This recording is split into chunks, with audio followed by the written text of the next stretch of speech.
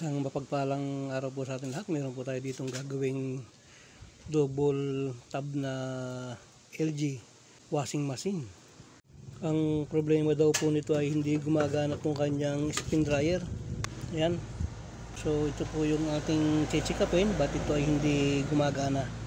So ito po yung kanyang likuran. Tatanggalin natin yung kanyang cover. Sisikwatin lang natin yan dito sa tabihan na to. Ayan. May nakaklip lang yan dyan eh. Ayan o. Oh, ayan. Kakalasin natin para makita natin yung kung anong status na kanyang ito.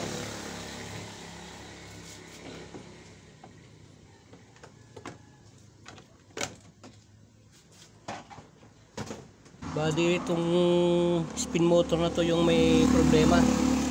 Ayan. Maganda pa yung kanyang wash motor. Mga bago pa tong washing machine na to.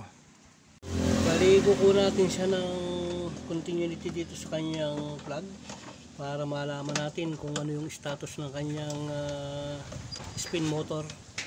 Bali, silid ko na sa taas yan. Nakasit lang sa ohms yung ating ammeter at kuha natin siya ng resistance. Yun, so nakakakuha tayo ng 145.4 ohms. Ilagay naman natin sa buzzer yung ating clamp meter. Titingnan natin siya kung meron siyang ground. Ayan. Ayan, ganyan. I-short natin siya. Pagkatapos, saka natin siya ikaskas sa metal dito. O, saka dito sa kanyang spin motor. So, wala tayong nakukuhang grounding. Ayan o. So, wala tayong nakukuha. So, dahil nga po wala tayong nakitang ano pa man sa kanyang motor, so, susubukan natin siyang pandarin.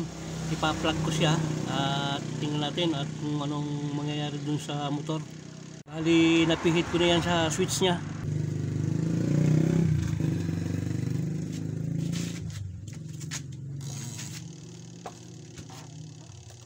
Yun. Muugong lang siya. Nakakakuha tayo ng 0.8 amperes pero bakit tayo niyang umandar? So kalasin natin tong kanyang electrical dito, ilabas natin. Yan.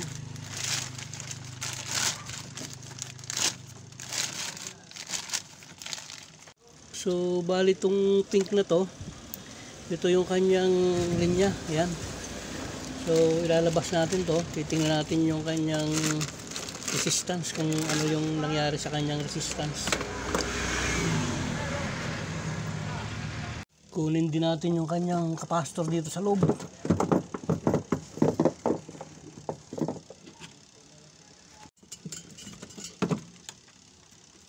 So yan. Yan yung kanyang capacitor. Ayan o.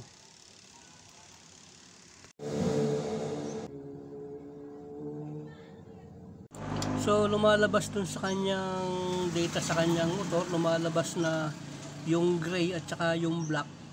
Yun yung starting at saka running para sa capacitor.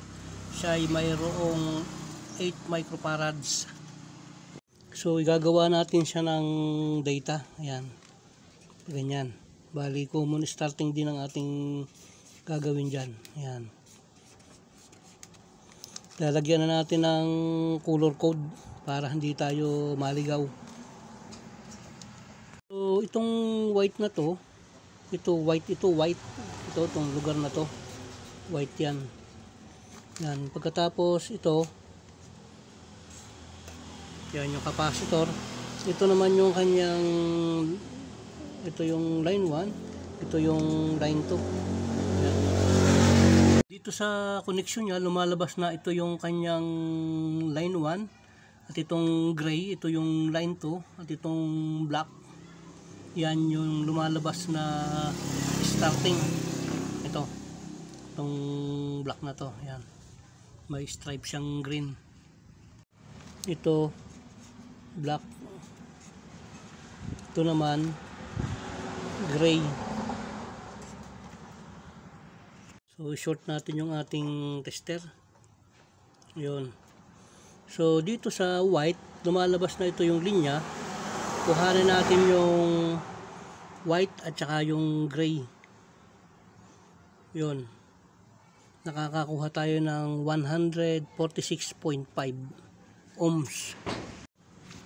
146.5 ohms. Yan. So sa white and yellow, yan, tingnan natin. Nakakakuha tayo ng 15.3. Yan. 15.2. So dito sa lugar na to, ang nakukuha natin ay 15.2 ohms. Yan. So kunan natin ng gray at saka yellow. Nakakakuha tayo ng ayan, 161.3 ohms. So dito nakakakuha tayo ng 161.3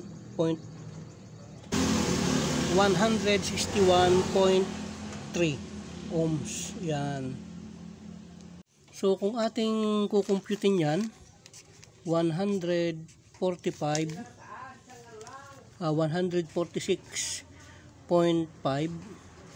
ipa-plus natin sa 100 sa 15.2. Yan. So kung ating kukumputin yan, 8 plus 3 equals 8. Pagkatapos yung 6 plus 5, 11, carry 1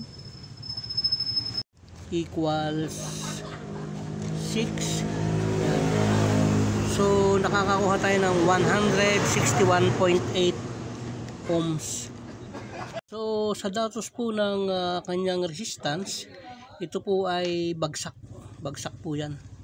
Hindi po yan pumasa sa tamang resistance ng motor. Bumagsak po siya dito sa kanyang starting. Yan. Dito lumalabas dun sa starting 15.2. Kasi alam naman po natin na ang starting, yan po ang malaking resistance. Mas malaki ang resistance ng starting kaysa sa running. Pero dito sa ating pagkaka-evaluate dun sa kanyang resistance, lumalabas na itong kanyang starting ay 15.2 lang. At pagkatapos yung kanyang running ay 146.5. So bagsak na bagsak po ito. Ang gagawin natin dyan, papalitan natin ng motor yan. Kung bubuksan natin yung motor muna yan, ay makikita natin may sunog yung kanyang starting winding. May partially burn siya doon sa kanyang starting winding. So ang gagawin natin ay ilalabas natin yung spin motor na yan. So i-disconnect natin yung mga wire. Ipe-press lang natin dito yan. Ayan. Tapos ito, press lang, tapos matatanggal na yan. Ayan. Yun. Tapos ito yung sa motor ng wash motor. So ayan, madali na natin siyang may hiwalay.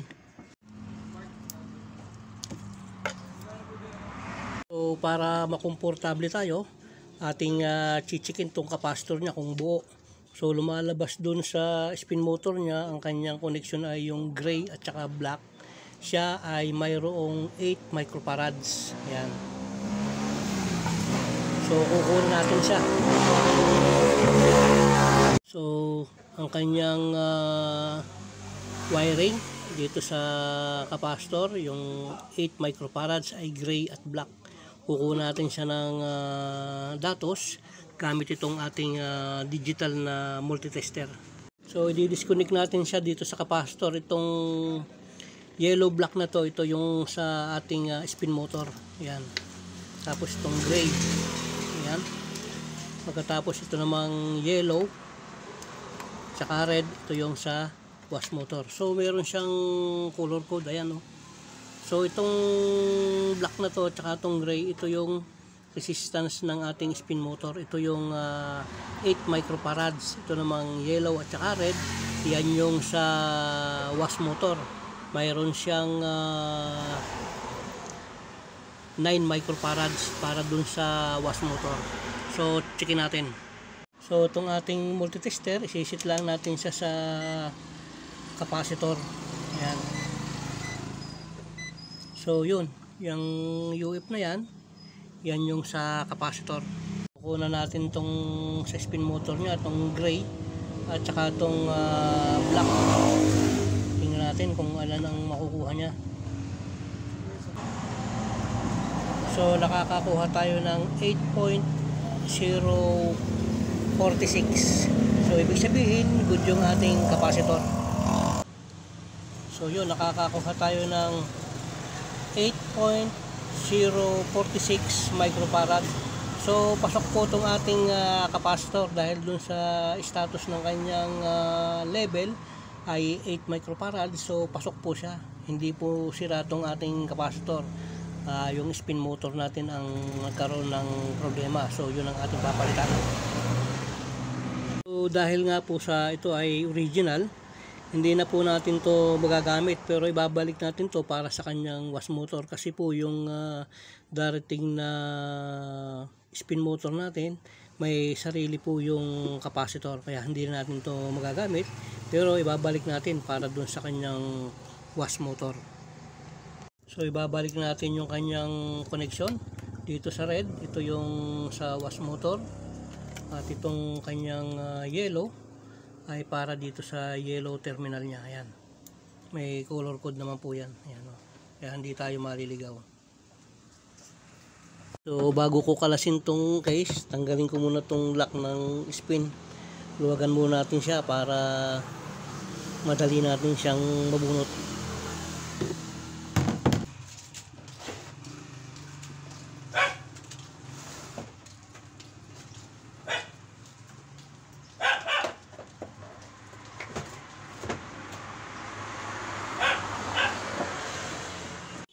Kailangan lagyan natin ng WD-40 para lumuwag siya. Yan.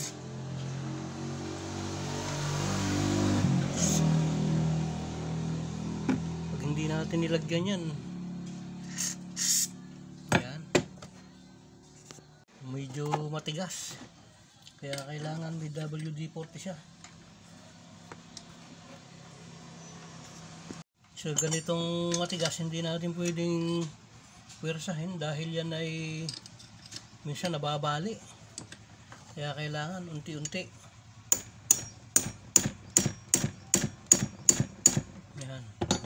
Tapos dito naman sa kabila, ganun din.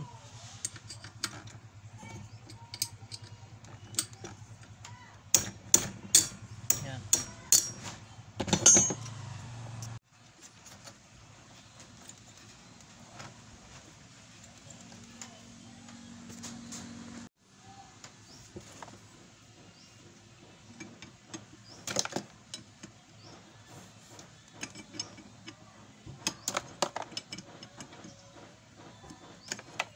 Double lock kasi itong ginawa ng LG rito, kaya sobrang tigas.